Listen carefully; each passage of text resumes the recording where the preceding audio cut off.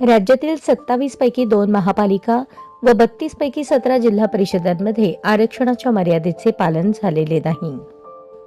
आरक्षणाचा घोळ सध्या सुरू असला तरी सर्वोच्च न्यायालयाच्या आदेशानुसार राज्य निवडणूक आयोगाला 31 जानेवारी पूर्वी स्थानिक स्वराज्य संस्थांच्या निवडणुका घ्याव्या लागणार आहेत. यामुळे आयोगाने आता दुसऱ्या टप्प्यात महापालिकांची निवडणूक घेण्याचे नियोजन केले असून त्याची घोषणा 15 ते 17 डिसेंबर दरम्यान होऊ शकते असे विश्वसनीय सूत्रांनी सांगितले. चंद्रपूर व नागपूर महापालिकेच्या आरक्षणात 50% मर्यादा ओलांडली आहे. याशिवाय राज्यातील 17 जिल्हा परिषदांसह 3 जिल्ह्यातील पंचायत समित्यांमध्येही अशीच कार्यवाही झाली आहे. त्यावर सर्वोच्च न्यायालयाने आरक्षणाची मर्यादा ओलांडता येणार नाही, त्या स्थानिक स्वराज्य संस्थांच्या निवडणुका घेता येणार नाहीत असे आदेश दिले आहेत.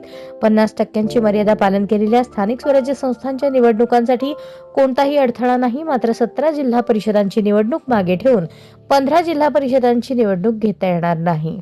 त्यामुळे आयोगाने आता दुसऱ्या टप्प्यात महानगरपालिकांची निवडणूक घेण्याचे नियोजन केले आहे. मात्र त्यासाठी 10 डिसेंबरपर्यंत वाट पाहावी लागणार आहे. त्या दिवशी महापालिकांची वॉर्डनिहाय अंतिम यादी होणार आहे. आयोगाकडून 10 डिसेंबर रोजी त्यासंदर्भात आढावा घेतला जाईल. त्यानंतर दुसरा टप्पा जाहीर केला जाईल असे आयोगातील वरिष्ठ सूत्रांनी सांगितले.